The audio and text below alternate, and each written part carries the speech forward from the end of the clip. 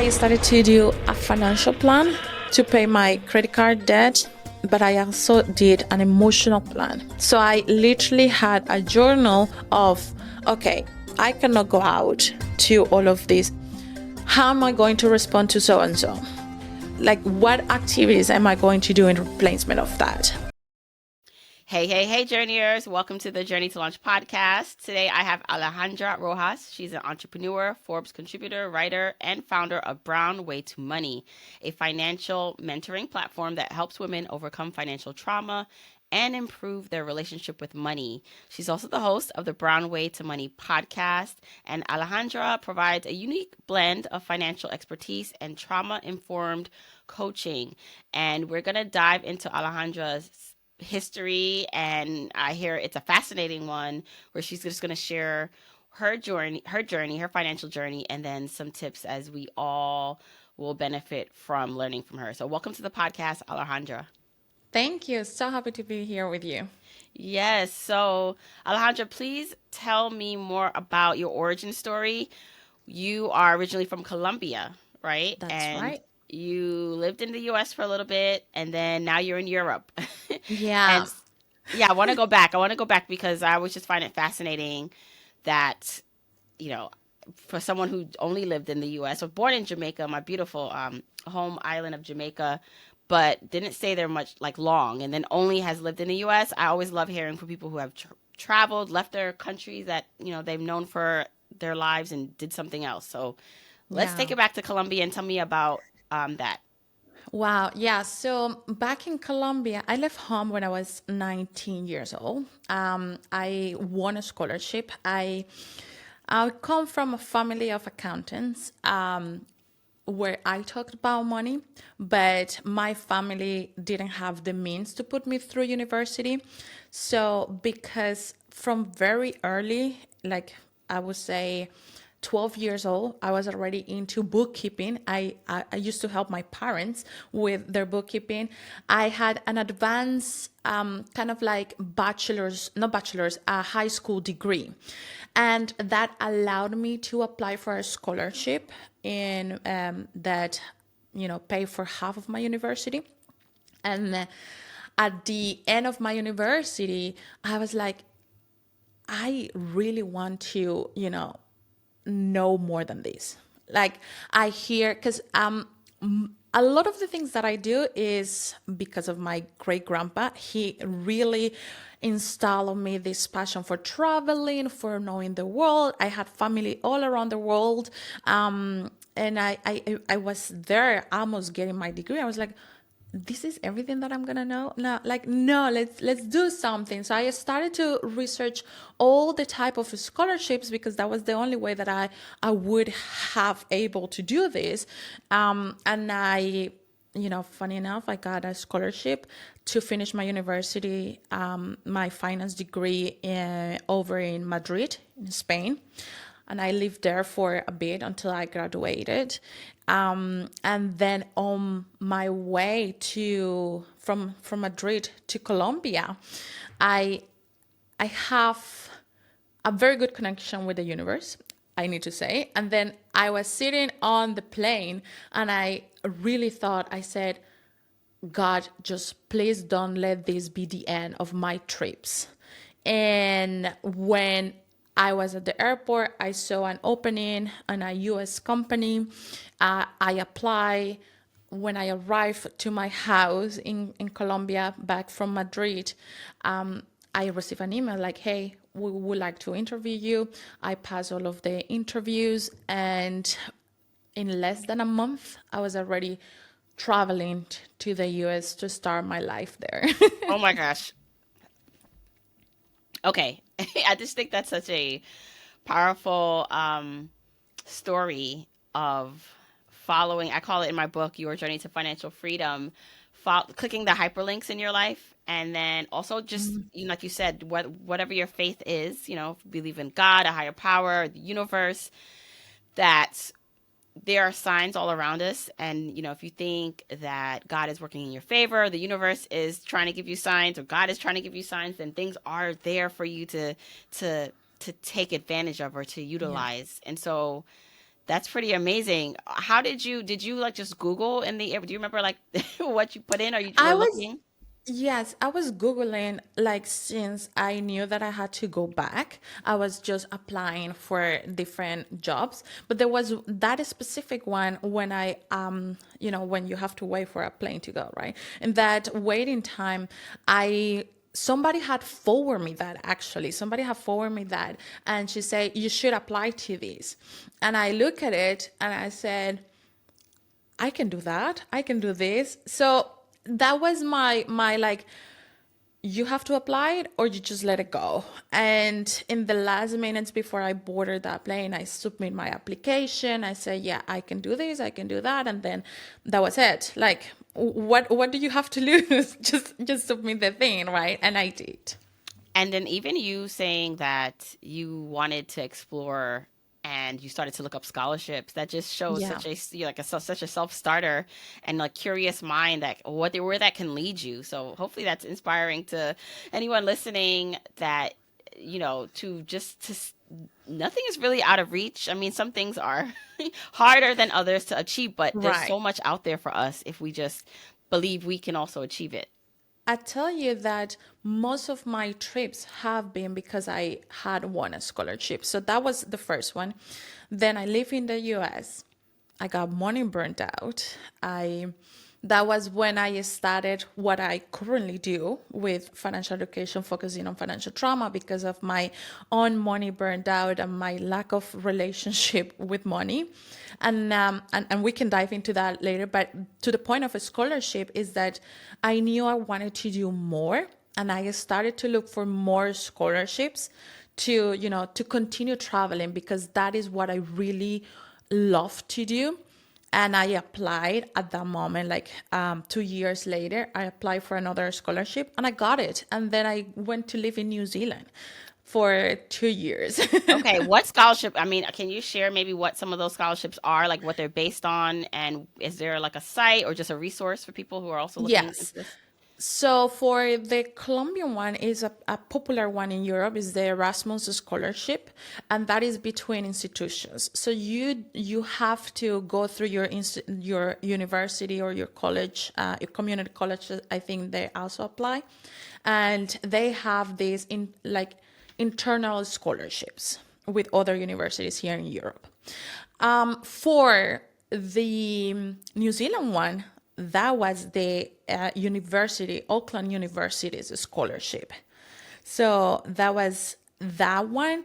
And that was joined with another like country initiative. So you have to be looking for these things to be timely because sometimes the countries say we want students to come and the government will back up those scholarships. And that just happened that I was in the right moment And there. and did it matter what degree you had? Like, were they are there some of them specific to degrees or It it's mattered, general? yes, and it mattered in terms of what you wanted to continue studying. So, because I wanted to continue studying, I did my business innovation postgraduate in New Zealand. So, it mattered what my bachelor's was. Um, yeah, I think it depends. So, if you want to go and be a doctor, you cannot come with an admin bachelor's. But yeah, Yeah, I'm gonna. So you'll share those sites with me if you can, and I'll put them yes, in the episode show notes and more, so people can just check that out if it applies to them. Just because I just think it's interesting that yeah, there are so many like resources and ways to do things out there. You just need to know sometimes where to start. So thank you. absolutely. The the other thing is when you were on scholarship in the different countries, so in Spain and then in Europe, well, in New Zealand, how were you supporting yourself outside of the scholarship, or did it pay for everything? Yeah, so no, that one paid only to be there. So the first scholarship in Europe, I think, was the hardest because I wasn't working. I was full-time student, and I had my parents took a loan to help me out, and I had to survive with 250 euro per month. So I was in a very lean student budget. But we made it work. So what happened is that with me, another six, yeah, another six students from my university, we all came as a group to Europe. And we were all in the same situation. No more than 300 euro to spend per month. And we will cook everything together, and we will do everything together to, like, we have to make this work. And Madrid at that time, it was such a nice city for when you were like 20s, because you could go out and people would just give you things, like give you drinks, or come here, enjoy, sit down, take a tapa or whatever. Sometimes we just went out to a plaza, like to a square, and have the best time of our lives and didn't spend any money. So to me, it was a good experience. How did I make it happen? Being very lean. Like, I literally just spent on what I had to spend, and then being very creative with my friends, with my group of friends, on what to do. And that was it. Like, there Yeah. was no other option. You had to make it work. I love that. I love that. Going back to when you were working, do you mind sharing kind of like what kind of job that was? You said you got burnt out, so kind of taking you back there. Yes. Yeah.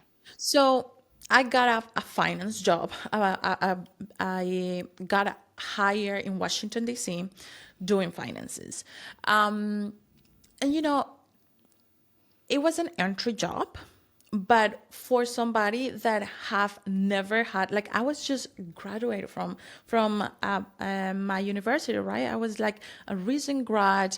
I came from a country where things were very much like you knew what you were getting into, and I had all of this freedom and all of these things, and people were looking at me like, wow, she's very successful.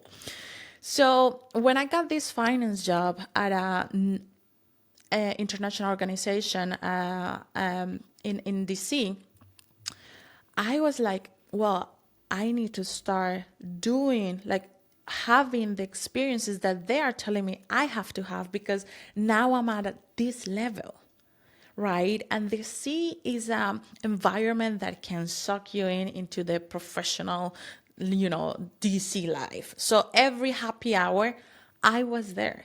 Every, I don't know, apartment visit, whatever it was, I was there, even though that they meant absolutely nothing to me.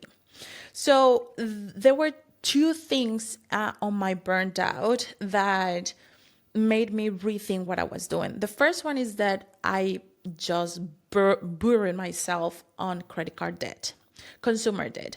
And to my mind, that is very financial mind, that was like, you're doing something wrong, but you are not, I don't even want to look at it. Like, I don't care. Like, I know this is wrong, but I don't care.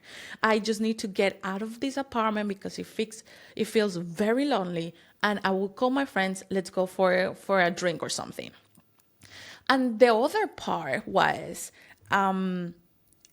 like, how do you become somebody on this environment? And that was a whole mix of things, because the not knowing myself with money and not knowing myself with that quote unquote success took me to a place that, yeah, my health was compromised. So I was riding the bus from the Pentagon to my work, and I just fainted. I never fainted before. I never fainted after that. It was just that moment, and I knew my body was like giving up. Like, this cannot happen anymore. You cannot continue like this. And that was the moment that I understood, okay, we have to stop. Yeah. What are we doing? And I didn't want to, change careers. I didn't want to change jobs, because I really loved what I was doing. And that got me curious to, okay, why is this happening? Why, if I know since I'm like 12 years old how to, but why, like, how come if I survive with 250 euro in Europe per month, I'm not going to be able to make it here when I'm earning way more, like 20 times more than that? How come I'm still doing like less, enjoying less, and having this huge amount of credit card debt. Like, why is this happening? So that's when I started to research and found my way into what relationship with money was that? Yeah. Like, why didn't I see this in my 5 years of university, or my parents talked about that? Nobody told me anything about that. Well, so what did you learn? I think it's fascinating you just highlighting that when you were making less or having less, you were able to survive when things were simpler. And now that Yeah. you're making more money, do you feel like it is? I mean, you'll probably reveal this as we go, but is this also like an American thing, like the pressure, or it's bigger than that? It's more deeper for you as I what you think do it's, reveal. yeah, I think it's bigger than that. I think it definitely gets an amplification in the US because you are surrounded by people that is not looking into their relationship to money. Like, if I see in, let's take the example of New Zealand. New Zealanders have a relationship to nature that really puts in perspective what they are doing with money. So their relationship to money is not direct. It's not like, oh yeah, they talk about money all the time, or they're being intentional with money all the time. But their relationship to nature pushes them to walk away from being only the consumer to be like, okay, what are we doing with our lives? And that kind of has a domino effect with the money part. In the US, what I felt, what I live, is that in the US, we are so focused on getting the next thing and the next experience and the latest thing, because otherwise, who are we if we don't do that, right? We don't have any anchor, any nature, any kind of like life after work, or life after buying the thing that pushes us to look into our relationship to money. But I think it definitely happens, or to me, it's an individual cases. Yeah. In my experience, in my case, what I've noticed is that I just didn't have any relationship with myself. I was going by what everybody told me. It was the experiences that I should have. It was the kind of like the things that you should have. So if you live in DC, you need to rent an apartment either in Virginia, Alexandria, Virginia, one of the higher places to live, or you are, in DC itself. And are you going to rent an apartment because having roommates is not like to your level, or like, what are you gonna do? And then you have to buy these and you buy that and think about the car. It's all these things that kind of like pushes you away from asking you, but what do you want? And what how does it impact your life, and what does it matter for you to have that or to experience that?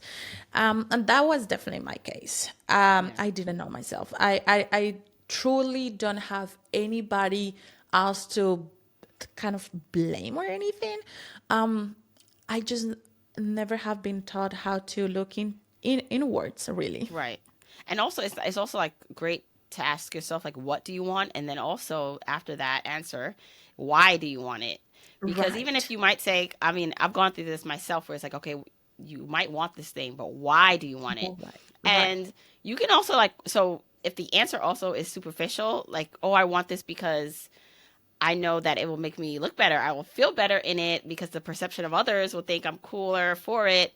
Like that's a Right. valid reason for wanting it, but I think to be able to be honest with yourself on that, and then if you dig deeper to, well, if that's the reason, can I actually afford this? What's the opportunity cost in getting this thing? Because if I really can't afford it and I'm just doing it because of how I think it will make me feel, that's how I dig deeper into this hole that I'm in. So I love where you're going with this. So Yeah. what did you discover, or uh like what was that switch for you? What did that look like? Or did that's when you applied and left? Yes, that's when Okay. I applied and left. Like I said, I didn't want to leave my job. So when I had the scholarship coming in, I said, I need to get out of this because I don't know how to handle it.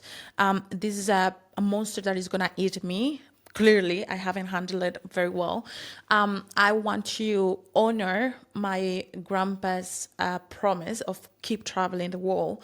Um, and then I started to look for scholarships. I got the scholarship in New Zealand. And as soon as I arrived to New Zealand, it was like, girl, those things here are not going to happen. Like, it's not gonna fly with people in New Zealand. Like, it doesn't matter the job that you have. It doesn't matter the amount of money that you, like. Can you take time after 3 p.m. because it's not even 5 after 3 p.m. and we can go and walk at the beach? Because if you cannot do that, then you have to go and rethink what you're doing with your life. So it was like a clear example to me, like, wow, people can live differently.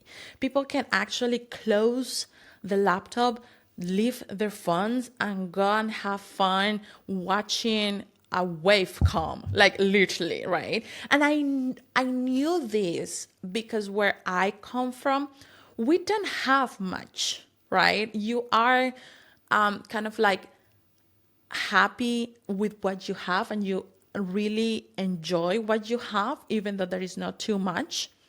But the difference was that once you try the other life, you're like, oh, but that's good. Like being able to order Amazon and be here in the next day. Like I want that. It's that kind of like dopamine that hits you, and it's difficult. It's just like when you are addicted to sugar, it's difficult to leave it. So what I learned on that period was to know myself, to know the what you said, the reasons why I was doing the things that I was doing.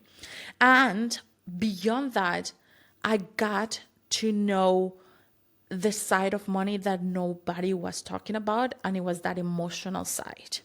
I got very good at asking myself questions and feeling and becoming self-aware of the reactions that I was having. I One of those examples is that every time I will, try to pay for somebody else's coffee or whatever, and that person will say, "Why are you doing that?" I would feel so bad because I feel like it was a rejection. Instead of judging that was my coping mechanism in the US, like let's pay and we can still hang out and whatever. Instead of judging that, I started to become curious and like, oh wow, I feel like they are rejecting me if I don't pay. Why is that? And then I started to observe, and my dad does the same. So my dad is the provided, and maybe he never hug us or tell us I love you during a whole year, but at the end of the year in December, you bet that he will pay everything for us. Like, wow, how mind blowing is that? And I got into this rabbit hole of human behavior with money, and that was literally what I learned from that experience, on knowing myself, on knowing that I do like to be alone. I do like to be sitting at home with a good meditation, nobody bother me, and that's okay.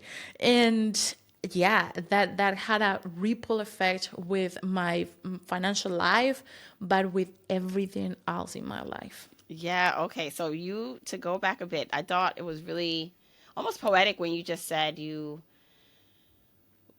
born in a place where things were maybe less resources around you, but simple and beautiful, and probably you were more connected because you had less, right? And then you Right. kind of want to search, search for more and see the world. And you did that. And you ended up in the US where there was a lot more, but also burnt out because of that. And then went to a simpler place, like, or not necessarily simple, but less Con- I would say consumer focus. consumer focused, like going to New Zealand. And like it's almost like a full circle. Like you went Yeah. back to where you originated from, but almost like you couldn't probably appreciate it as much without going through the experience, right? Sometimes Right. it's just like the answer or the thing we want, we already have, but unless we can recognize it and Yeah. have the experience, which is why if you are going through something or having a negative, what you deem to be a negative experience and lesson, it's like you need to appreciate or have those lessons, that friction in your life is meant so that it can help you appreciate when you don't Yeah. have the friction. You know, I think anyone who wants like a frictionless life or no problems will become very bored. That's part of the Yeah. human experience. Yeah, yeah, and I agree with you. It's like you, there is a cliche saying that you don't know that you are seeing like light if you don't see the darkness. Like, how do you know that that's light? And it's truly like that. And I think the the bigger picture of having that friction is that it really puts your mind to work and to understand whether you want that or not. Because I know other people that even though that they had similar experiences, they're still in the US. That's what they want. That's how they want to live their lives. And as long as you're okay with it, that's fine. I just didn't want to. Yeah. I knew my life was too precious. And I didn't say this, but when I was growing up at 6 years old, doctors told my parents that I probably wouldn't live beyond 12 years old because I had a blood condition. Um, so I knew my life was precious.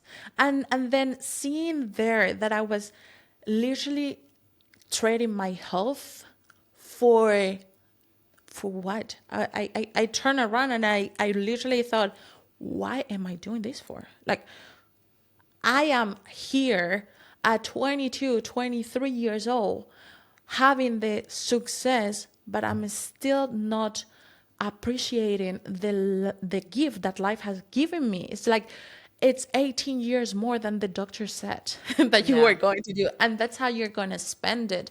And that really put things in perspective for my the choices that I wanted to make.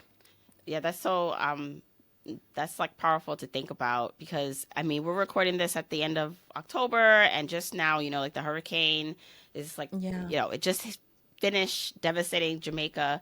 And as I sit in my comfy like home in New York, Brooklyn, but knowing if I never left Jamaica that, you know, I could be there, it's like, and realizing how quickly the material things we have in our life can be taken from us at any time, and it ultimately does not matter. I mean, even the money that we talk about, even the investments, all this stuff, like it can all can be taken away with the drop of the market or Yeah. crisis. And it's not to like scare or tell you not to then think about your future and not to have the things you want, but it's just that life, like our breath, our relationships, our community, you know, our family, our friends, like, you know, those relationships, things that are more intangible, like our Yeah. spirit, like that is what's important. And so sometimes, you know, it takes a tragedy or you realizing how grateful you should be about things that you realize, like, listen, that none of this actually matters. And so how do you live a life that you are honoring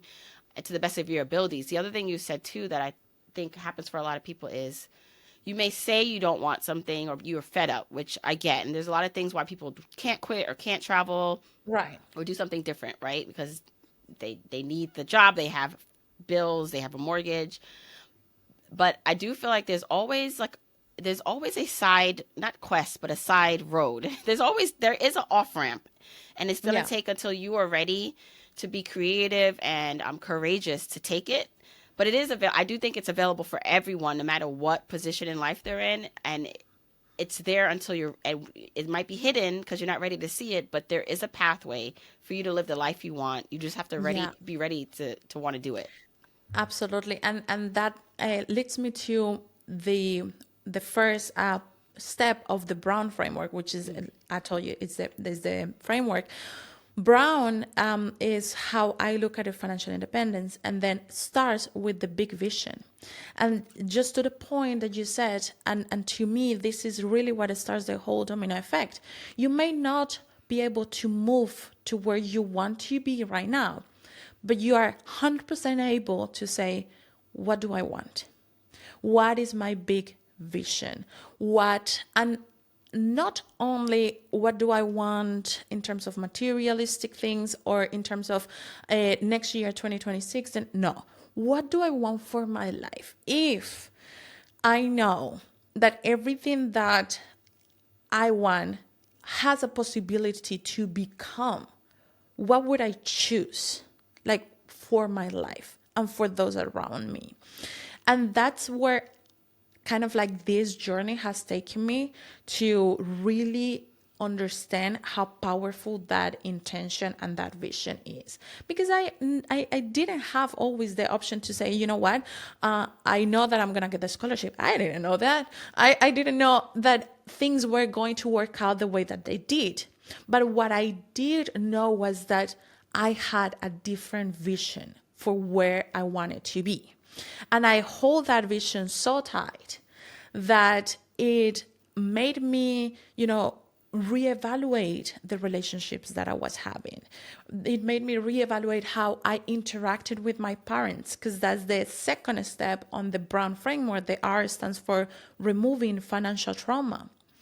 Once you get understanding that your big vision may go against what your family is about, what your community is about, once you get very honest with yourself, you gotta start understanding that you have to remove that financial trauma, that you have to cut relationships, that you have to cut the way that you do things, and that triggers the nervous system. So to the point of you may not be able to do something now, what you are going to do is to really kind of like listen to that big vision.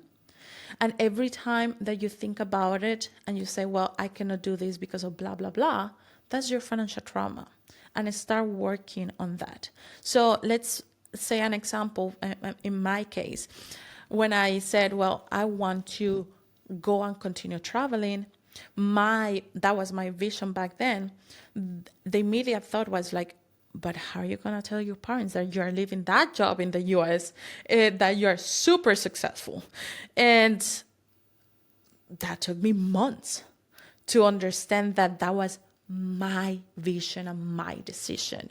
And at the end, I told my parents, and I literally closed my eyes, and I was like, listen, I am quitting and I'm going to New Zealand. I already had the tickets to New Zealand, and I wasn't able to tell my parents until the last minute. But that was my own triggering. So if you cannot do anything kind of like in terms of money, moving, or materialistic things right now, what you can do, and it will be super powerful, is to dive into what is that vision and how you're going to move when those triggers happen. Right. And just I know you're going to finish the framework, but I think even when you say, oh, I want to do this, or you create, you have the vision in your head. And I even brought up some earlier when I said, oh, you might say, oh, I can't do that because I have kids or because I have this mortgage. Right. And then you should probably ask yourself, why though? Maybe you can still, right? Like, and explore that, because your first reaction is going to be the response you typically would always give yourself, and maybe the people around you would give you, depending on, if you have people who are not as ambitious or optimistic as you would like to be in your life. And so continue to explore the reasons why you're saying you can't do something. Yeah. Because that is more than likely, maybe there is a way to work around that. So okay. Exactly. And that's you're following, it's natural, because it's really how we move from that, right? So the O for Brown, it stands for owning your voice. So owning your voice means I am going to do this no matter what. And that for us, especially as a Black girl, as a Latina, it's so difficult to sit with it and understand that it's okay that you have that voice. It's one of the hardest things that I have done. Just to this is my thing, I'm gonna do it. And then naturally, like you said, the W is W questions. Well, your questions. Instead of saying, well, I cannot do it, I want you to think, how can you do it? Who do you want, who do you need to talk with? How other people are doing it.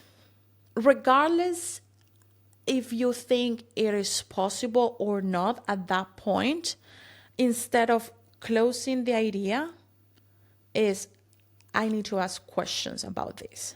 and what are the questions that I need to ask so that it puts me one step forward. The once and it naturally happens once you have a big vision that you're so in love with, that it's bigger than you can imagine. You are going to naturally become curious about how to make it happen.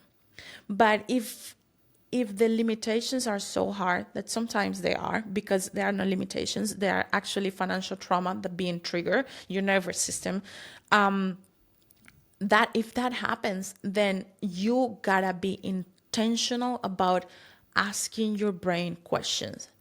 It's not everybody else's that needs the questions, it's just your brain that needs the question to open up and say, kind of like a baby. I have a 20 months old, and every time now that I put a mandarin, she's throwing a tantrum. But if I put a mandarin, she's like, oh, the mandarin. It's like the brain just completely shifts. That's kind of like what you have to do, and that's part of what is going to keep you on that financial independence path through the brown world. And then the last word is normalizing being there. And for our culture, that's huge. We don't have many references. And that's why I love that you share a lot of his stories. That's why I love to share my story, because that becomes the reference.